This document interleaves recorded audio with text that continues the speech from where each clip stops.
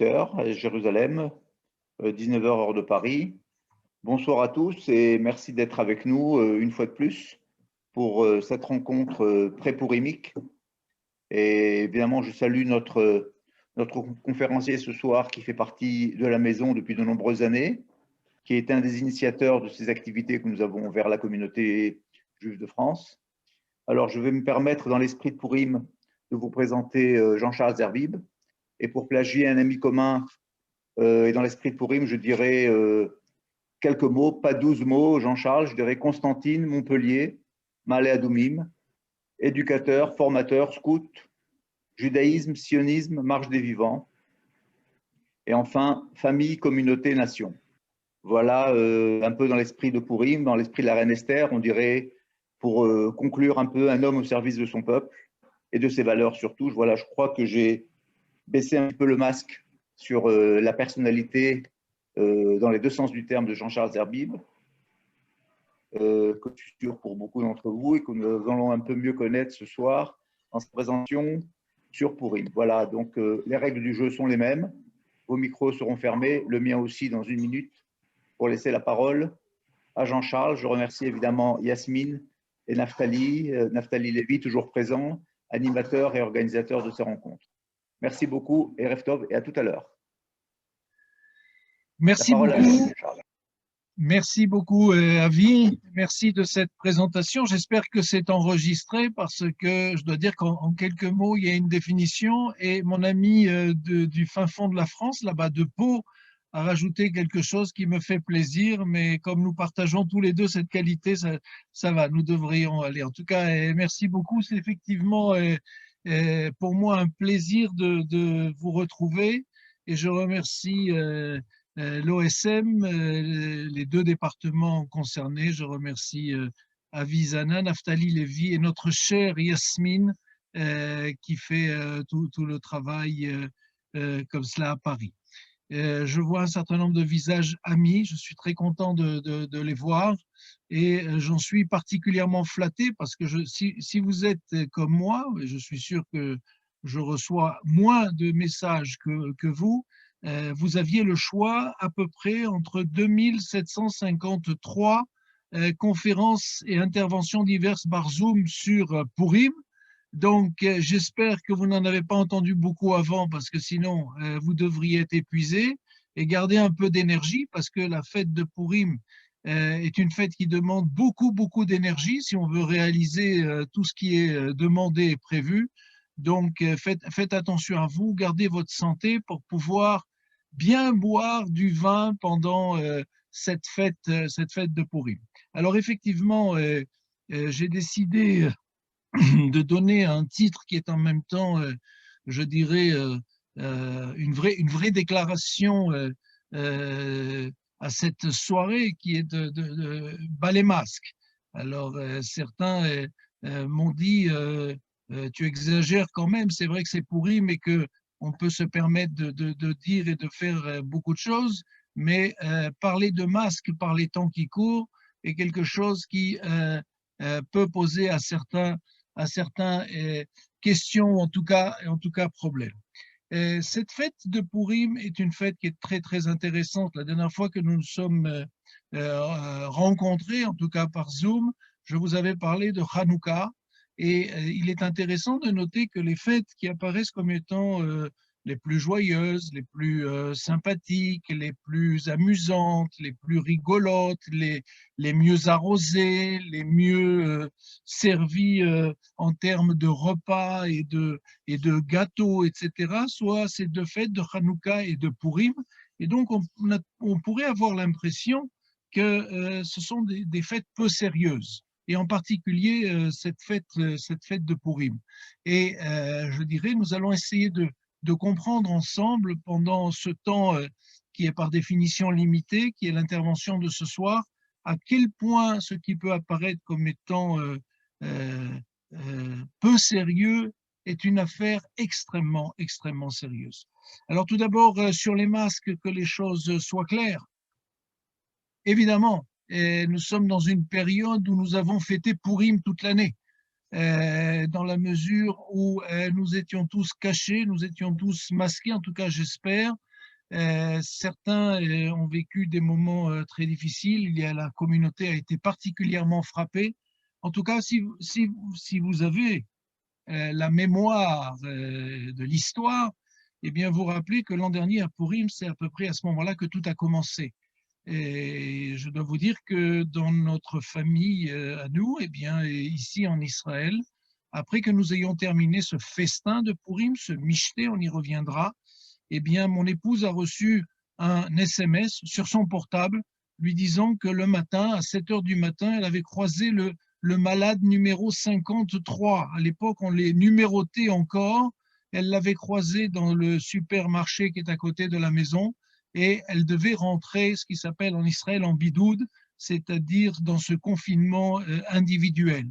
On était tout à fait au début et voilà comment cette fête de Purim s'est pour nous transformée, je dirais, dans la situation que nous avons vécue. Cela fait un an. Un an, c'est très long. C'est très, très long, surtout quand on réfléchit à toutes ces étapes, que ce soit d'enfermement ou de confinement individuel ou collectif. Et visiblement, nous n'avons pas encore terminé. En tout cas, c'est ce qui nous intéresse. Le masque, vous savez que si on l'écrit en hébreu, et vous le voyez, je l'ai mis en rouge, eh bien, on pourrait l'écrire même sa mère et terminer soit par un kouf, soit par un raf, plutôt, et un raf avec un point dedans, un dagesh, ça devient un kaf. Eh bien, regardez comment, et c'est en bleu en dessous, comment on écrit un masque en hébreu, masecha. Et donc, si l'on enlève la dernière lettre, le et, vous voyez qu'il y a une totale similitude, voire une origine du mot masque, je dirais, en hébreu. En tout cas, vous le savez aussi dans il s'agit dans toute notre tradition, nous faisons très attention à ne pas avoir de ce qui s'appelle Elohim Asecha, c'est-à-dire de Dieu qui porte en tout cas un masque, ou en tout cas qui est un visage. Et c'est parce que dans la tradition juive, vous le savez, il n'y a pas de représentation. Nous nous méfions beaucoup des représentations, en particulier des représentations divines, des représentations masquées. Et toujours est-il que c'est un petit peu l'amorce de notre intervention. Maintenant, cette fête de Purim, vous le savez, ça veut dire les sorts. C'est une fête qui est basée sur un tirage au sort qui a été fait par le grand méchant de l'affaire, qui évidemment s'appelle Haman. Eh bien, la question est de savoir jusqu'où le sort intervient dans cette période-là, dans cette affaire-là. Et encore une fois, si je m'intéresse à la question de savoir est-ce que Purim est une fête importante, je remarque un certain nombre d'éléments et nous allons les voir ensemble.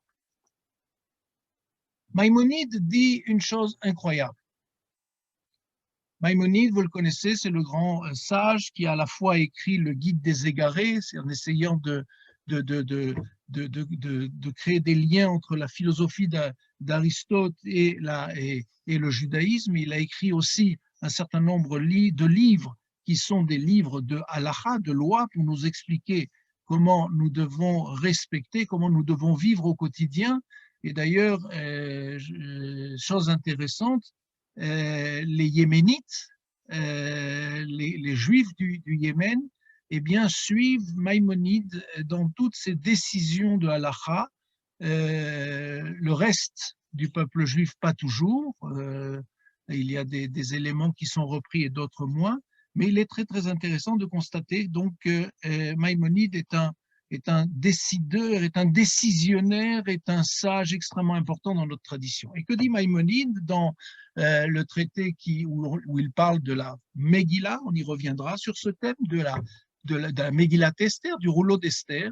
Il dit tous les livres des prophètes et les hagiographes, c'est-à-dire que vous savez que la Bible, si vous voulez, est composée de 24 livres. Ces livres sont répartis en 3 grandes catégories. Le premier, c'est ce qu'on appelle la Torah, le Pentateuque, les 5 livres, ce que nous lisons tous les Shabbats à la synagogue. eh bien, le Pentateuque, il y a une deuxième série de livres qui s'appelle les Nevi'im, les prophètes, et une troisième partie qu'on appelle les Ktuvim, c'est-à-dire les écrits ou les hagiographes. Et donc, regardez bien ce que dit Maïmonide. Maïmonide est quelqu'un de sérieux. Hein, au cas, si vous ne le connaissez pas, je vous le dis quand même. Tous les livres, donc, à part la Torah, tous les livres des prophètes et des hagiographes seront annulés au temps messianique, sauf le rouleau d'Esther, qui est donc pérenne, comme le Pentateuque, donc la Torah, et les règles de la loi orale qui ne seront jamais annulées. Vous savez que j'en ai pas le temps ce soir, mais vous savez que nous avons une loi écrite et nous avons une loi orale. La loi orale, c'est ce qu'on appelle le Talmud, la Mishnah plus la Gemara. Il nous faut aller vite ce soir. Et c'est donc une loi orale qu'il a fallu à un moment parce qu'elle se perdait ou qu'il y avait un risque de d'oublier. Donc on a écrit.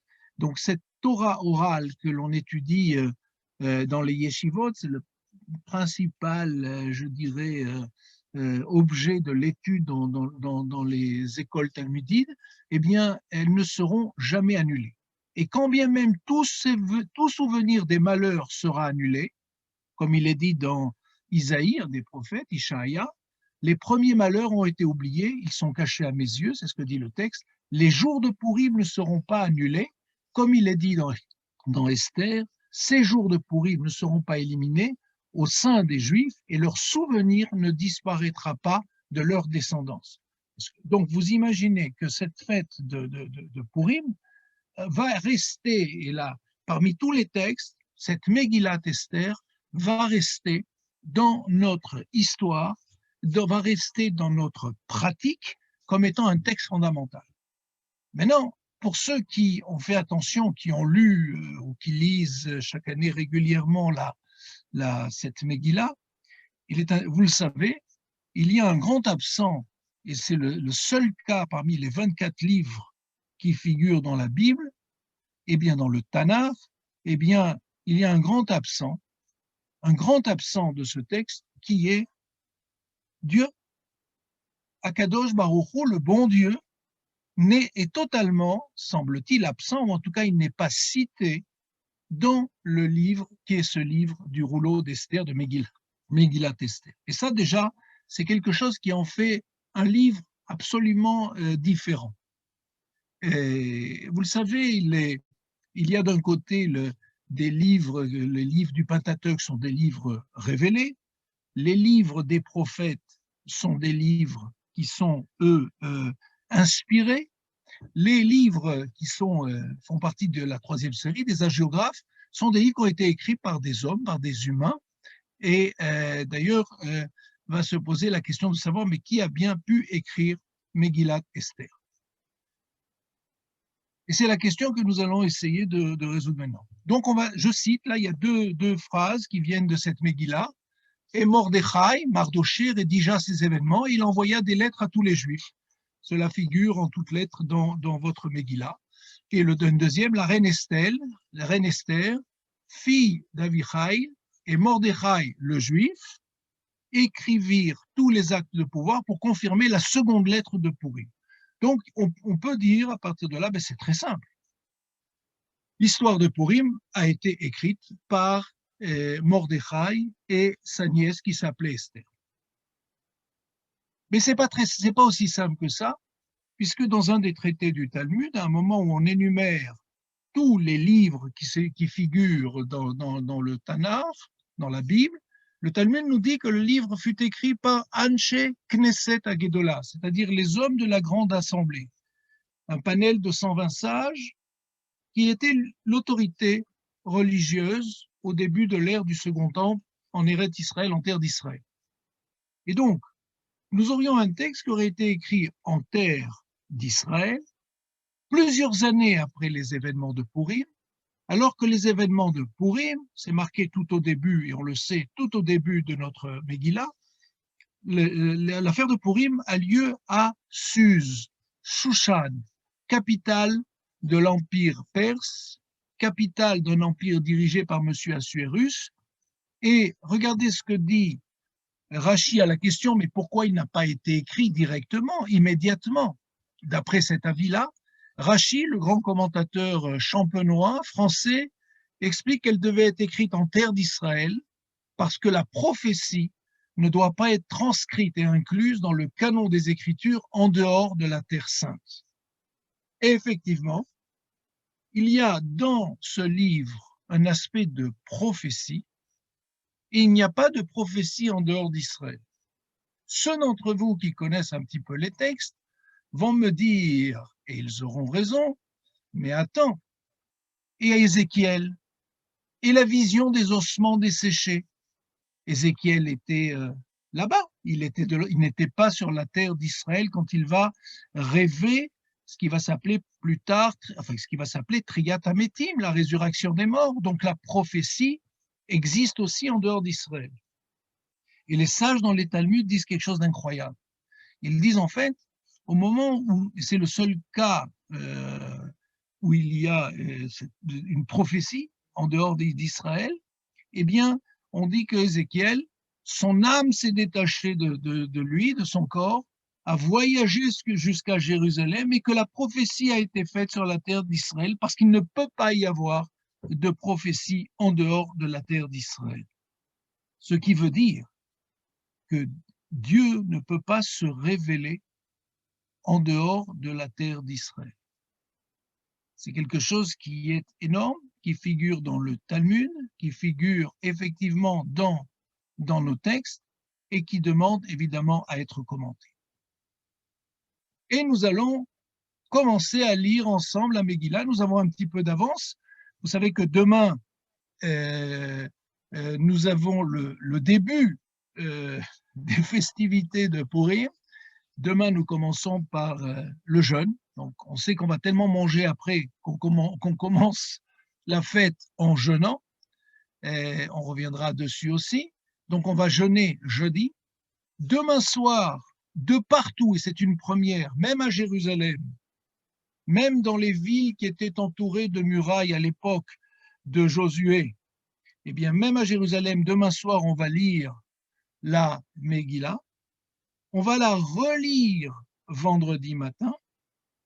Et la fête de Purim va se terminer pour tout le monde vendredi, avant le Shabbat, après avoir fait ce grand festin, avoir bien mangé, en gardant de l'appétit pour le repas de vendredi soir, parce qu'il est très important de bien manger Shabbat aussi. Toujours est-il que, et à Jérusalem, ça va continuer, c'est une particularité très intéressante, qui est ce que l'on appelle Purim Meshoulash, c'est un Purim triangulaire. Eh bien, alors que nous avons terminé vendredi à Jérusalem et à Hebron aussi, on va dire Shabbat, on va faire la bénédiction qui s'appelle Alanissim dans le Birkat Amazon, et à Jérusalem, ils devront attendre jusqu'à dimanche pour faire le grand michté, le grand festin. C'est la différence que l'on a, mais je suis sûr que mes amis qui habitent à Jérusalem, je vois Naftali Lévi et d'autres personnes, certains vont en profiter pour faire vendredi après-midi un premier festin, Shabbat de bons repas et dimanche un excellent festin. Et ensuite, il va falloir retourner lundi au travail, ça va être très difficile. Toujours est-il que, voilà, nous attaquons notre Megillah. Verset 1, c'était au temps d'Assuérus, de cet Assuérus qui régnait, excusez-moi, voilà, c'était au temps d'Assuérus, Assuérus qui régnait depuis l'Inde jusqu'en Éthiopie sur 127 provinces, et le roi Assuérus était alors assis sur son trône à Suse, Shushan Abira, Suse la capitale, et regardez ce qu'il fait la 3e année de son règne, c'est un bon roi, il fait un festin pour tous les princes et les serviteurs des 127 provinces, tous les commandants de l'armée des Perses et des Mèdes, les grands et les chefs des provinces furent réunis en sa présence. Donc il fait un méga festin, mais dont vous n'avez pas idée. Si nous allons faire, si à Jérusalem on va faire 3 jours de festin, regardez ce qui se passe au verset 4. Il montra la splendide richesse de son royaume et l'éclatante magnificence de sa grandeur pendant nombre de jours, pendant 180 jours. Imaginez que M. Macron invite tous les dirigeants de toutes les régions, de tous les départements, tous les responsables de l'armée, tous les responsables des hôpitaux, de France, c'est important en ce moment, les responsables des hôpitaux, qu'il les assoit pendant 180 jours parce qu'il n'y a rien d'autre à faire ou il n'y aurait rien d'autre à faire dans les différentes provinces. Il est intéressant ce roi qui réunit comme cela tous les dignitaires, tous les notables. Et parmi eux, nous dit le Midrash, eh bien, il y avait le président du consistoire local, le président du CRIF local, le grand rabbin de Shushan Abira et de la Perse, et il y avait le président du Fonds social, parce qu'il y avait tous les notables juifs qui avaient été aussi invités, comme les notables de toutes les autres religions, 180 jours de festin. Et comme si ce n'était pas suffisant, le roi va faire, après ces 180 jours, un nouveau festin qui va durer 7 jours dans la cour du roi, dans la cour du jardin de la maison royale. Alors j'ai entendu sur les ondes d'une radio que pourquoi le festin avait lieu dans la cour de la maison royale, c'est que comme il y avait le corona à l'époque, pour pouvoir se réunir, il fallait être à l'extérieur, donc il n'a pas organisé ça dans son palais, mais il a organisé ça à l'extérieur, c'était plus facile à organiser. 7 jours. Et dans le verset 1,7, on commence à nous donner une indication intéressante. On servait à boire dans des vases d'or de différentes espèces et il y avait abondance de vin royal grâce à la libéralité du roi. Et les commentateurs de dire, les vases d'or, c'était la vaisselle du temple.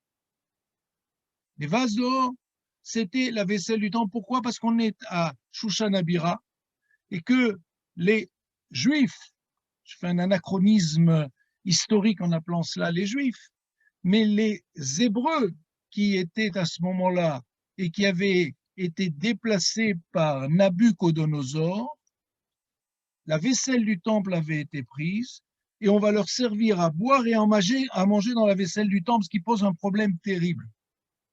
Maintenant, il y a une autre donnée qui est très intéressante. Le festin dure 7 jours. Et quelle que soit la manière dont vous prenez les 7 jours, cela comprend un Shabbat. Et donc, les Juifs ont accepté de venir manger au festin du roi, et là, je ne parle pas que des notables, je parle de tout le peuple, de la communauté, ont accepté de venir manger dans les vases d'or et boire dans les vases d'or une abondance de vin royal. Là, nous avons un indice. Pourquoi? Quand nous-mêmes faisons le michté, le festin de Purim, il faut boire du vin, pas du whisky, pas de la bocha, pas de la nisette, je suis désolé pour tous mes amis, et pas toutes les autres boissons que nous aimons bien, il faut boire du vin. C'est ce que dit en tout cas la halakha et c'est important de comprendre pourquoi. Et regardez la suite est éclairante, très éclairante. Mais on ne forçait personne à boire, car le roi avait ordonné à tous les gens de sa maison de se comporter, de se conformer à la volonté de chacun. Pourquoi on vient nous raconter cette histoire? Quel intérêt? On ne forçait personne à boire, car le roi avait ordonné à tous les gens de sa maison de se conformer à la volonté de chacun. Et là, nous avons un point qui est très, très important. Le roi, le nouveau roi qui est en place, au bout de sa 3e année, fait de grands festins pour les notables. Ça, vous le savez, ça existe dans tous les palais de la République ici, de l'État là, de la République, etc. On organise des grands repas. On boit du vin dans des vases d'or de différentes espèces. On a du vin royal, on comprend pourquoi. On ne force personne à boire, pourquoi? Parce que le roi qui règne sur 127 provinces doit intégrer dans sa vision libérale et laïque que chacun ait une place. Or, on ne va pas obliger les Juifs à boire du vin s'il n'est pas cachère. Autre anachronisme historique, on ne va pas obliger les musulmans à boire du vin parce qu'ils n'ont pas l'habitude de boire. Donc, on va respecter chacun, on va respecter la religion de chacun, on va faire en sorte que chacun se sente à l'aise dans ces moments-là. Et que vont faire l'ensemble des 127 provinces, que vont faire en particulier les Juifs de Suse qui sont invités à ce moment-là? Eh bien, ils vont aller à ce festin et ils vont commencer à bien s'intégrer, c'est-à-dire à devenir de bons citoyens du royaume, de bons citoyens de Shushan, de Suse, la capitale.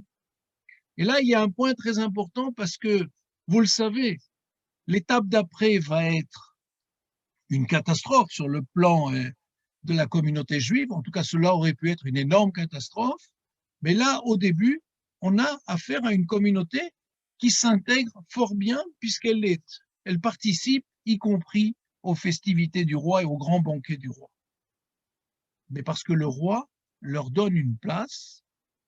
Or, les Juifs, quand on leur propose, on leur laisse une place, on leur donne leur place, en leur laissant leur tradition, ne pas boire n'importe quoi, eh bien, ils s'intègrent tranquillement.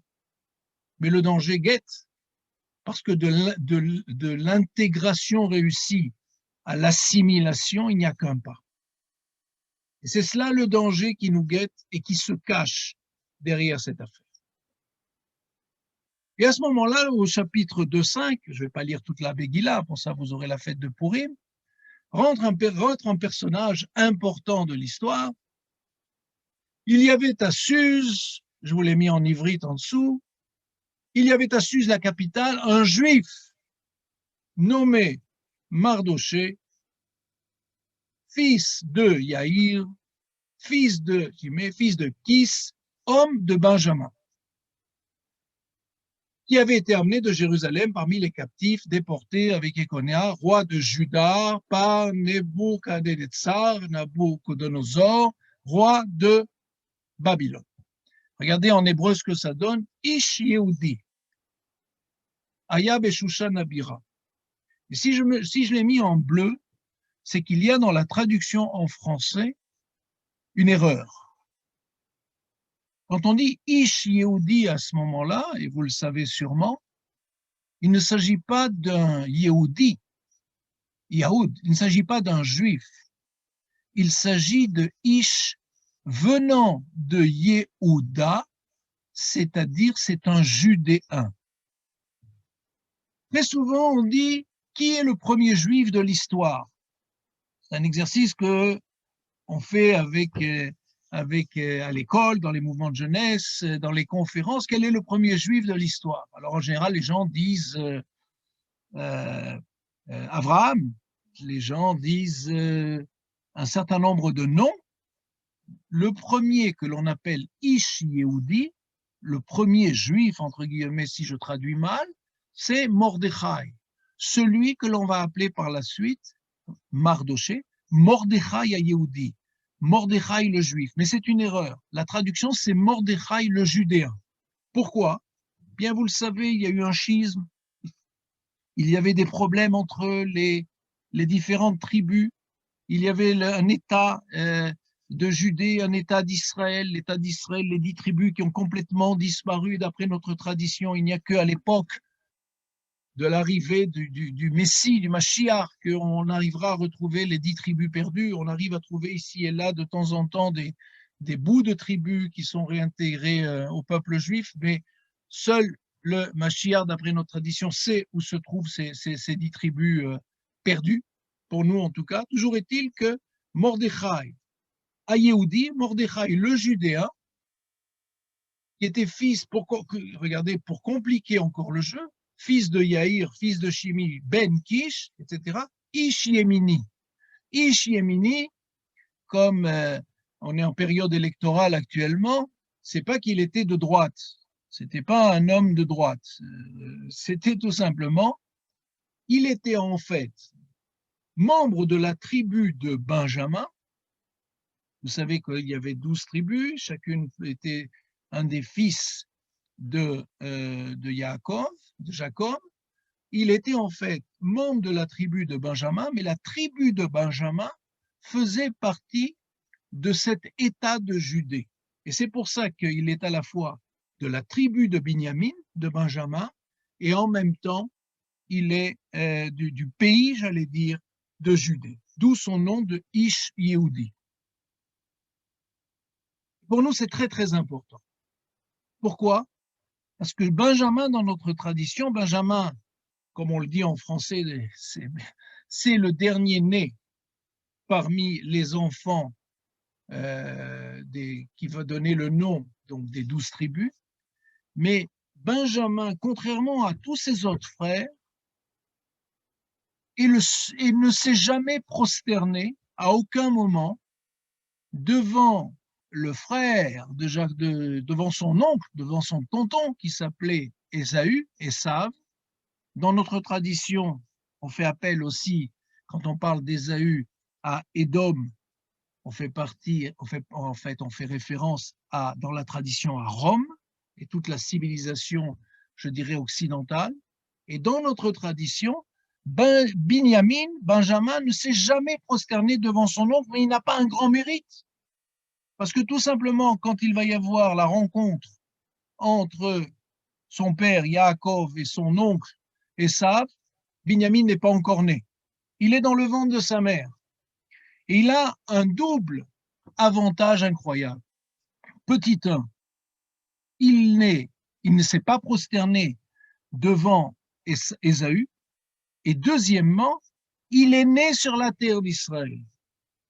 C'est-à-dire que quand on nous dit dans la tradition que Mordechai, Ish Binyamin, c'est un homme de Benjamin, on nous dit que cette histoire-là est fortement liée à l'histoire d'Israël, à l'histoire de la terre d'Israël. Et là, on comprend mieux le débat qu'il y a eu tout à l'heure. Par qui et où a été écrit cette Megillat Esther? Binyamin, Yehuda. Yehuda, dans notre tradition, Yehuda, c'est la royauté. Et là, on trouve quelque chose de très important.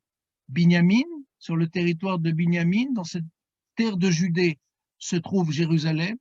À Jérusalem se trouve le temple. Nous avons le temple, nous avons la royauté. Nous avons, quand il était en Judée, Mordechai était prophète, il était capable de prophétiser. Et donc, il y a les trois éléments du pouvoir juif qui sont réunis dans ce personnage. Mordechai, quand il arrive à Suse, à Shushan, perd sa capacité de pouvoir prophétiser, mais on a expliqué tout à l'heure qu'il n'y a pas de prophétie. Il n'y a, en dehors d'Israël, un silence de Dieu. Dieu ne parle pas aux hommes, et quand il y a des prophètes, on parle de Neum, Navi, on parle d'un discours fait par mais jamais on n'arrivera au niveau de ce que l'on a connu, par exemple, avec Moïse, avec Moshe, qui avait l'habitude de parler face à face avec Dieu. Donc, c'est un point très, très important quand on veut comprendre ici qui était Mordechai, qui était ce juif-là, Mardoché, qui était donc un Yehudi dans la tribu de Juda, mais en même temps, c'est très, très important. Nous avons ici un basculement dans l'histoire ou dans l'historiosophie du peuple juif, puisque jusqu'à cette période-là, eh bien, on était dans la période hébreu. Nous avions affaire à des Hébreux. Nous étions des Hébreux. À partir du moment où nous vivons en dehors de la terre d'Israël, nous devenons des Juifs. Nous devenons des Yehudim. Pourquoi? Parce que, comme je l'ai dit, il ne reste que, nous sommes tous des descendants de cet État de Judée. Nous n'avons pas beaucoup, il reste très peu, et en tout cas, nous ne connaissons pas les liens exactement de ces 10 tribus qui étaient dans l'État d'Israël. Donc, nous sommes fortement liés à cette histoire parce que nous en sommes les descendants directs. Et ce qui est intéressant, c'est que Mordechai, quand au bout de cette histoire, va proposer aux Juifs, parce qu'il y avait eu l'édit de Cyrus aussi, on n'a pas le temps de parler de tout, mais qui autorisait les Juifs à rentrer chez eux pour reconstruire le temple, et bien exactement comme dans l'exil où nous étions en Égypte, uniquement Chamushim M, c'est-à-dire uniquement 1/5 des Juifs ont quitté la Galoute, la Gola, l'exil, pour pouvoir retourner sur la terre d'Israël et reconstruire le second temple. Donc on est là au cœur d'une histoire qu'on connaît bien. Et nous arrivons au cœur du problème qui est soulevé par cette Megillah. Aman va voir le roi Assuérus et il lui dit, il existe un peuple dispersé à travers les différents peuples des contrées de ton royaume, leurs lois diffèrent de celles des autres peuples et ils ne respectent pas les décrets royaux, le roi n'a donc aucun intérêt à les garder. Aman, c'est le méchant permanent de l'histoire d'Israël parce qu'il est le descendant de Amalek. Amalek, c'est ce que nous avons lu, Shabbat Zachor, le Shabbat de la mémoire, dans les synagogues la semaine dernière, pour nous rappeler qu'il faut à la fois détruire Amalek et en même temps se rappeler d'Amalek. D'accord? C'est Shamor Vezachor. Il faut garder, faire attention à cela, se souvenir, parce qu'on peut, des Amalek, il peut y en avoir d'autres, même si la descendance directe d'Amalek, nous ne la connaissons pas aujourd'hui. Et donc, nous faisons très attention. Mais regardez ce texte maintenant. C'est le même texte, mais j'ai mis en couleur un certain nombre. Aman dit, il existe un peuple. Mes amis du Dej avaient une chanson qui avait été écrite par Eric Cohen, Zichrono Libracha. Il n'était pas que sociologue, il savait aussi jouer de la guitare et il écrivait des musiques. Yeshno Amefuzar Umforad Mikolamim, il est un peuple qui est dispersé au milieu des autres peuples. Et regardez bien, on va prononcer pour la première fois le terme d'anti-judaïsme, d'antisémitisme. L'anti-judaïsme commence. Il existe un peuple, comme toujours, comme au moment du pharaon, ce sont les non-juifs qui nous décrivent en tant que peuple. Même si des fois on a l'impression que chez nous il y a des tensions, il y a de la pagaille, eh bien que nous habitions à Jérusalem, à Paris, à New York ou ailleurs, nous sommes un peuple. Am echad, yeshno am, mefuzar au milieu. Ça veut dire qu'il y a une question, on est mélangé au milieu des autres. Et c'est là où Aman lance tout ce qui est, je dirais, le motto de l'antisémitisme, de l'antijudaïsme moderne. On reproche aux Juifs d'être au milieu des différents peuples. Je rappelle qu'il y avait 127 États, donc 127 peuples dans le royaume d'Assuérus. Et il leur dit, attention, ils sont en train de s'intégrer, ils sont en train de s'assimiler. Certains ont même peut-être perdu un petit peu de leurs habitudes de juifs. Mais toujours est-il qu'il y a là quelque chose d'intéressant qui est que, attention, ils sont au milieu de nous. Je ne fais évidemment pas du tout référence à ce qui se disait dans certains pays européens, en Allemagne par exemple, à la veille de la Seconde Guerre mondiale.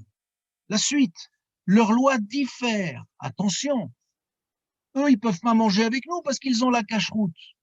Ils ne peuvent pas boire avec nous. Tout d'un coup, ce que l'on avait vu tout à l'heure, où le roi respectait les habitudes des autres, enfin de chaque peuple, tout d'un coup, leurs lois diffèrent. Oui, nous sommes différents. Oui, nous vivons de partout dans le monde. Un vieux proverbe yiddish dit que là où on jette une pierre dans le monde, on trouve un juif. La version moderne, c'est plus maintenant, c'était avant le corona, aujourd'hui c'est peut-être plus difficile, mais c'était là où on jette une pierre dans le monde, on trouve un jeune Israélien avec son sac à dos qui a terminé l'armée et qui se promène. Aujourd'hui, c'est peut-être un peu plus difficile, mais malheureusement, les aéroports étant toujours fermés, on a un certain nombre de frères et de sœurs qui sont coincés à l'étranger. C'est terrible, c'est très difficile.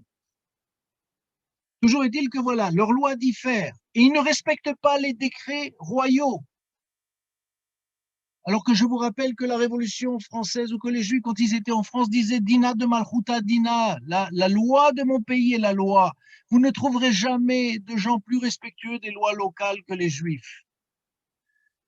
Et là, il y a un commentaire du Midrash qui dit ils ne respectent pas les décrets royaux, concrètement, ils ne payent pas les impôts. Je ne dis pas que tous les Juifs payent les impôts qu'ils devraient payer, mais enfin, ils ne sont pas les seuls. Mais en tout cas, toujours est-il qu'ils ne respectent pas. Et regardez, le roi n'a donc aucun intérêt à les garder, aucun intérêt. Et comme Aman est très très riche, il va donner beaucoup d'argent au roi Assuérus. Et comme c'est un roi qui, d'une part, a besoin d'argent, même s'il fait des grands festins, etc., ça coûte cher. Mais en même temps, il doit faire attention parce qu'il a des gens dans son pays, il y a des partis qui le poussent à aller dans cette direction-là. Voilà une Megillah, c'est la mienne, elle m'a été offerte par ma femme, et j'en suis très très content et je voudrais vous la montrer. Voilà, elle est décorée, elle est très belle, vous voyez, je fais un zoom sur le haut de cette Megillah. Vous voyez, je fais un zoom et regardez bien. En haut de la Megillah revient systématiquement le même mot. Pour les hébraïsants, ils l'ont reconnu. D'accord? Il revient systématiquement en haut de chaque page. Et c'est très important de comprendre qu'on a ici quelque chose de très, très, très, très spécial. La Megillah de Esther, il y a 5 Megillot, il y a 5 rouleaux que l'on lit, mais la Megillah d'Esther est la seule dans laquelle je dois lire 2 fois, 2 jours et de nuit. On commence par la nuit, demain soir. Alors je sais qu'en France, avec le couvre-feu, il a fallu adapter la halakha, la loi cette année, puisqu'il faut rentrer à la maison avant peut-être la nuit. Toujours est-il qu'on la lit la nuit, on la lit le jour, ça n'arrive pas. Quand on lit la Torah, quand on lit le Sefer Torah, quand on lit le rouleau de la loi, le Shabbat, eh bien on la lit que le jour, ou on la lit l'après-midi, par exemple à Mincha de Shabbat. On lit jamais ces textes la nuit. C'est le seul texte. Et il est écrit comme un Sefer Torah, avec des règles très très précises. Regardez bien et vous voyez qu'il y a des lettres, il n'y a pas de voyelles, il n'y a pas de tous les signes de cantillation, de musicaux, si vous voulez, les ta'amim. Voilà comment on regarde. Maintenant, le mot qui m'intéresse, qui est tout en haut à gauche, c'est évidemment Ameler, le roi. Et là, déjà, il y a un bout du masque qui tombe. Oui, le nom de Dieu n'est pas cité. Dieu n'apparaît pas directement, mais il est omniprésent et en haut et à droite de chaque page. Il surveille ce qui va se passer sur cette page-là. Hameler, the king, le roi. Meler, c'est le roi. Hameler, le roi. Et les textes nous disent, quand on dit Hameler, évidemment, on parle de celui qui est dans les cieux. Melech HaMelachim, le roi des rois, Akadosh Baruch Hu. Donc, il y a une absence extrêmement présente. Et c'est là où on voit toute l'histoire de Purim aussi. Quand le peuple d'Israël est en dehors de la terre, le roi ne se révèle pas directement, mais il est omniprésent. Il est présent, il intervient. Et donc, il faut compenser ce silence total. Et le silence, ce n'est pas uniquement, comme disait Elie Wiesel, le silence d'Auschwitz. C'est le silence sur toute l'histoire du peuple en dehors de sa terre. Et là, juste au passage, puisque demain c'est le jeûne, on a là ce commentaire dans le texte, on dit Mordechai passa, et Rachid nous explique c'est quoi passa. Eh bien, parce que l'histoire, en fait, est arrivée au mois de Nissan. Le mois de Nissan, c'est pas le mois de Purim, ça c'est Hadar. Le mois de Nissan, c'est le mois de Pessah, de Pâques. Et ils ont jeûné les 14, 15 et 16 Nissan parce que le décret avait été écrit le 13. Le décret qui devait les exterminer avait été écrit le 13. Et donc Mordechai Passa, il va passer sur une règle très importante. Nous avons jeûné pendant la fête de Pessah. Cette année-là, il n'y a pas eu de repas, il n'y a pas eu de lecture de la Haggadah, il n'y a pas eu tout ce qu'on a l'habitude de dire à Pessah. Pourquoi? On a jeûné pendant 3 jours pour soutenir Esther qui jeûnait elle-même. Et donc, c'est très important aussi de le comprendre. Et le jeûne que nous faisons la veille de la fête, qu'on appelle le jeûne d'Esther, c'est Zecher, c'est un souvenir. D'abord parce qu'on ne jeûne pas 3 jours, je ne sais pas si on y arriverait, mais toujours est-il qu'on s'intéresse à ce jeûne-là et avec ce commentaire de Rashi. Et là, Maïmonide va nous donner aussi un certain nombre de règles. Il y a 4 commandements de cette fête de Purim. Et regardez bien, une qui s'appelle Megillah, donc on doit lire la Megillah, on doit lire le rouleau à 2 reprises. Une deuxième qui s'appelle Mishloach Manot, on doit envoyer des paquets, des mets à des personnes. Troisièmement, il y a le Mishté, c'est-à-dire ce grand repas, ce grand festin. Et quatrièmement, il y a ce qui s'appelle Matanot Laevionim, qui est les cadeaux que l'on doit faire aux pauvres. Megillah, Mishloach Manot, Mishté, Matanot Laevionim, les 4, c'est facile, commencent par la même lettre, même. On peut faire là-dessus beaucoup de commentaires par rapport à la valeur du même. Et nous n'avons pas le temps ce soir. Donc, on nous explique dans le Mishneh Torah, le livre des lois de Maïmonide, l'obligation du repas. Cela consiste à manger de la viande. Alors, je sais qu'il y a beaucoup de véganes à notre époque, mais un repas de fête, c'est de la viande. S'il n'y a pas de viande, ce n'est pas grave. C'est comme ça qu'on faisait un repas de fête à l'époque, parce que la viande était rare. Aujourd'hui, c'est moins difficile. Il faut préparer un bon repas selon les moyens que l'on a. Et là aussi, c'est très important de comprendre. On doit faire un bon repas, mais selon ses moyens. Il ne faut pas se ruiner pour organiser ce michté, ce repas. On boit du vin jusqu'à s'enivrer et somnoler dans l'ivresse. Somnoler. Ça veut dire, vous savez, on boit du vin au départ, on est euphorique, et puis après, le vin, ça vous assomme. On doit s'arrêter là. Malheureusement, aujourd'hui, beaucoup de gens pensent qu'il faut prendre des doses supplémentaires et supérieures, et des fois, ça donne quelques moments difficiles pour ceux qui font cela. Donc, une fois qu'on a bu, maintenant, ce qui est important, c'est qu'un homme est astreint à envoyer 2 parts, un homme, une femme, à envoyer 2 parts de viande, 2 mets cuits ou 2 sortes d'aliments à un ami. Aujourd'hui, quand on fait les Mishloach Manot, on fait des gâteaux, on met des bonbons, on essaye de rajouter, mais au départ, il s'agit de mets cuits, il s'agit de vrais repas. Et c'est ce que nous dit dans la Megillat Esther, des envois de mets d'un homme à son prochain. Il ne s'agit pas d'envoyer des sucreries et des bonbons. Il s'agit d'envoyer de vrais repas, 2 par personne. Et si ceux qui peuvent plus font plus parce qu'il est digne de louange. Et si quelqu'un n'a pas d'amis qui lui remet, c'est pas lui-même, alors il fait un échange, lui donne son repas à son ami lui donne le repas. Comme ça, on aura au moins fait cet échange-là. Il faut aussi, et c'est très très important, il faut donner la tzedaka le jour de Purim. Et là, c'est un point est très important parce que la tzedaka, c'est ce qui permet il faut donner à 2 pauvres une somme qui correspond à 10 grammes d'argent. Alors, il y a des valeurs différentes. Avec le corona, le prix de l'argent est monté.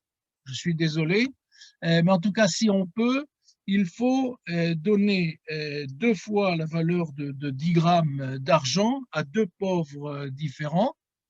Et si on peut, il faut lui donner les mets, etc. Il s'agit, et c'est très important, donc de donner cela.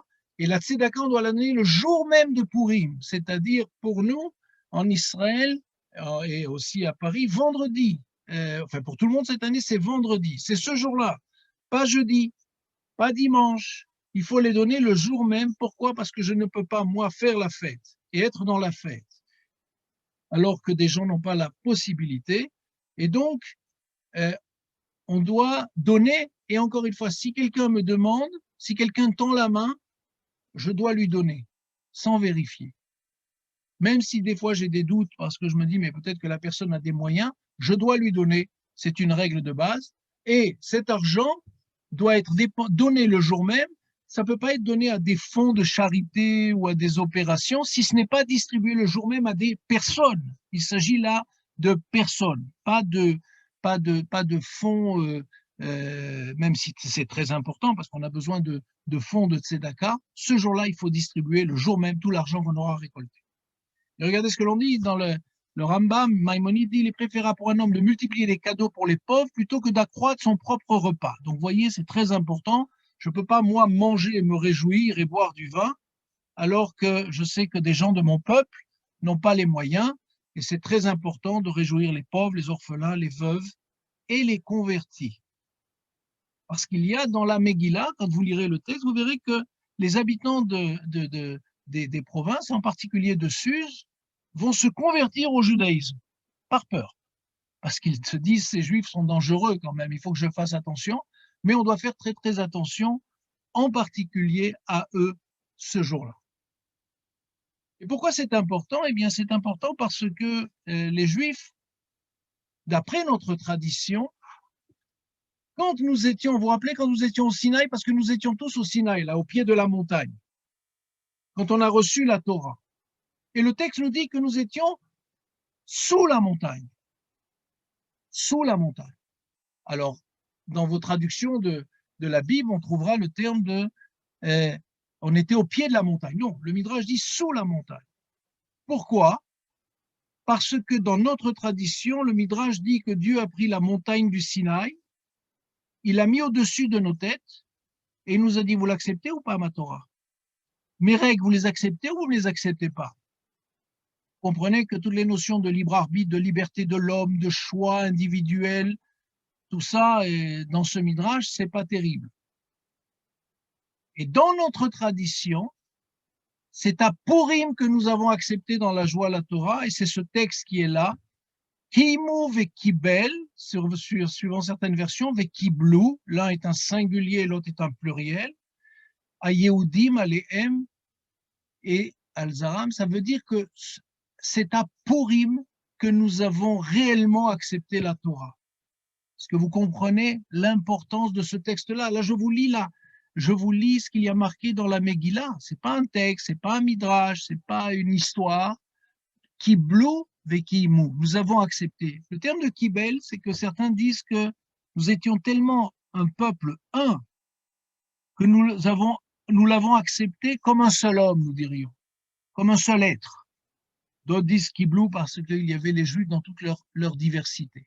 Et donc ça, c'est un point qui est pour nous très important. C'est-à-dire que nous nous trouvons ici dans une situation où c'est à Purim, dans un moment où nous étions en danger, où grâce à ce que Mordechai le Judéen, qui a demandé à sa nièce Esther de se sacrifier en allant se marier avec un roi païen, c'est une histoire folle quand on y réfléchit, eh bien c'est grâce à cela que nous avons pu continuer à exister, revenir sur la terre d'Israël et créer tout ce que nous avons créé. Et je pense que dans notre histoire moderne, c'est aussi ce que nous pouvons voir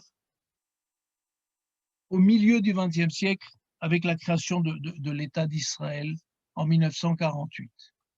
Kimouv et Kiblou, même s'il y a des difficultés dans la façon dont nous menons les choses, eh bien, la journée de congé en Israël, c'est le Shabbat.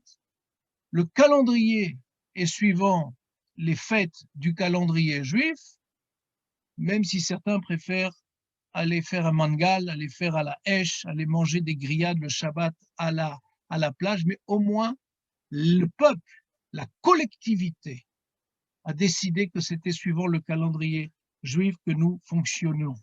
Et pour ça, c'est très très important.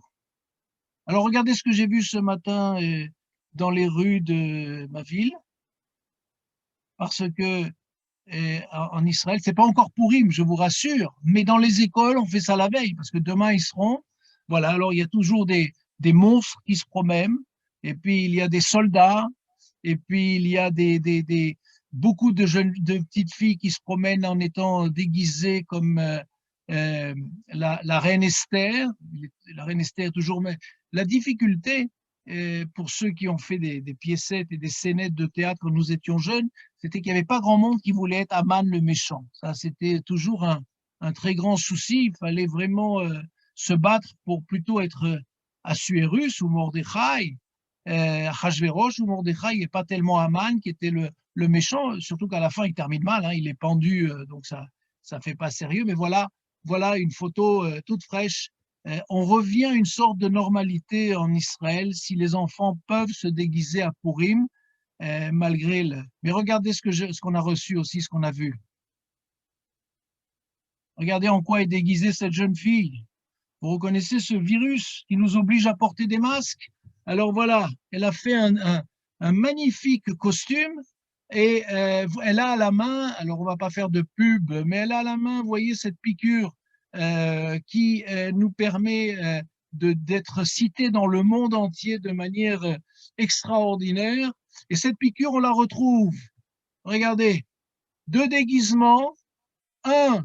Alors, pour ceux qui ne lisent pas, la première piqûre, c'est Mana Rishona, c'est la première dose, et l'autre, c'est Mana Shnia, c'est la deuxième dose. Voilà Purim. Voilà la compréhension de ce que c'est Purim dans la modernité. Le virus a voulu nous tuer. Nous avons réussi et nous allons réussir à le battre, même si pour cela, malheureusement, on a perdu beaucoup trop de monde. Et nous en faisons de cela une fête. Vous connaissez la vieille blague juive qui dit « C'est quoi une fête juive? Ils ont voulu nous tuer, on les a battus et maintenant on mange. » Et c'est comme ça que ça se passe. Et c'est pour cela que c'est un message pour nous très important que de comprendre que nos frères et nos sœurs dans le monde, mais surtout en Israël où le peuple juif redevient hébreu, comme disait Manitou, c'est-à-dire que nous avons un retournement de l'histoire qui nous permet de revenir de cet exil, et à ce moment-là, nous sommes de nouveau en dialogue avec celui qui était silencieux pendant toute cette période d'exil. On n'arrive pas toujours à lire cette carte-là, mais en tout cas, un certain nombre de gens nous le disent. Donc, c'est un petit peu toute l'histoire de cette fête de Purim, où, il faut quand même que je réponde à Yasmine, puisque dans le post que j'avais mis, j'avais dit le bon, la brute et le truand.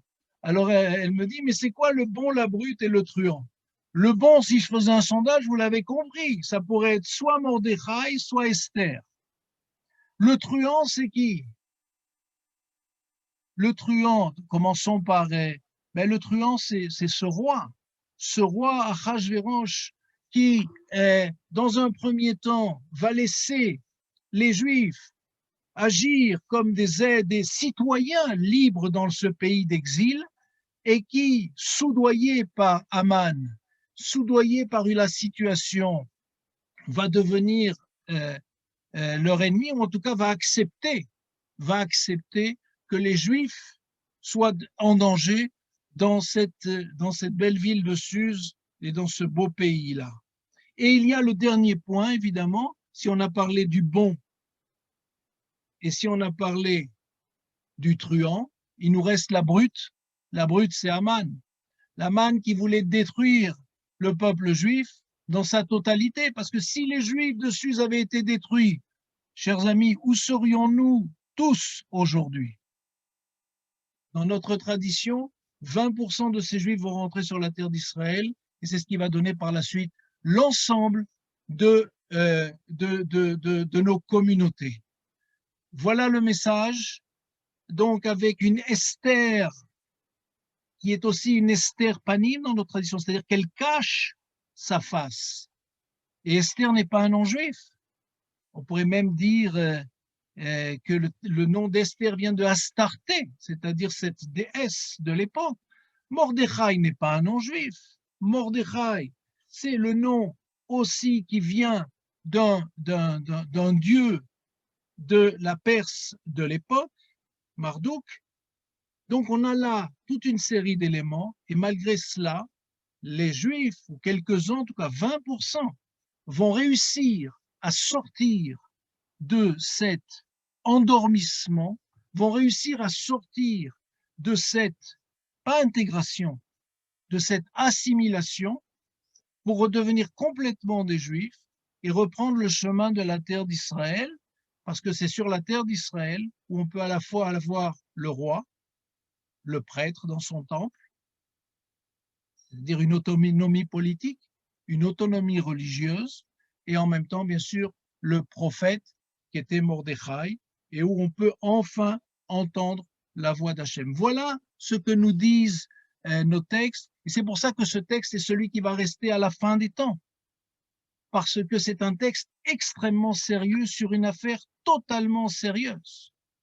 Et voilà pourquoi nos enfants l'ont compris et s'amusent avec Aman, s'amusent avec aujourd'hui le virus, s'amusent aujourd'hui avec les piqûres de Pfizer, et c'est la manière juive de contourner la difficulté, ce rire juif qui traverse les époques et l'histoire. Purim Sameach.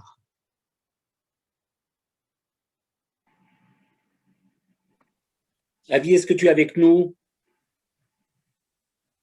Si Avi, je crois, des problèmes de Je ne sais pas cliquage. si moi, Ah, vous tu es là. m'entendez? Avi. D'accord, je crois que comme l'a dit Jean-Pierre Sarabia, je crois que c'est un vieil ami de Montpellier. On a eu une belle leçon talmudique, une belle leçon juive, voilà, un rave caché encore une fois. Il a baissé un de ses masques, Jean-Charles. On a découvert aussi un rave, un peu un philosophe. En tout cas, on a beaucoup appris. Moi, je me suis bien préparé pour Purim. Et avec la complexité de cette année, il y a évidemment beaucoup de petites questions, mais je crois qu'on a couvert l'essentiel du sujet. On va faire un Purim plus intelligent, on va se poser plus de questions, on va faire plus attention à ce qu'on fait, et envers son prochain, et envers l'Éternel, et envers sa communauté, et envers son peuple. Je l'avais dit en introduction, c'est pas pour rien. Pour Jean-Charles, autant la famille, la communauté, le peuple, les valeurs du passé, du présent et de l'avenir sont fondamentales. Et je crois que tu nous l'as transmis de la meilleure façon, Jean-Charles. Je t'en remercie. Et je peux que vous souhaiter à tous un très bon Purim et à se revoir dans quelques jours avec les programmes que Yasmine nous concocte. Voilà, nous serons toujours auprès de vous jusqu'à ce que les portes soient ouvertes à nouveau. Les portes de la délivrance, on l'espère. Merci Jean-Charles. Merci Naftali, merci Yasmine et merci à vous tous. Bye, תודה רבה, חג שמח, ורendez-vous dimanche à 11h. Au revoir tout le monde, Purim Sameach. Et n'hésitez pas à abuser sur le vin. Abusez sur le vin. תודה, JC, ביי.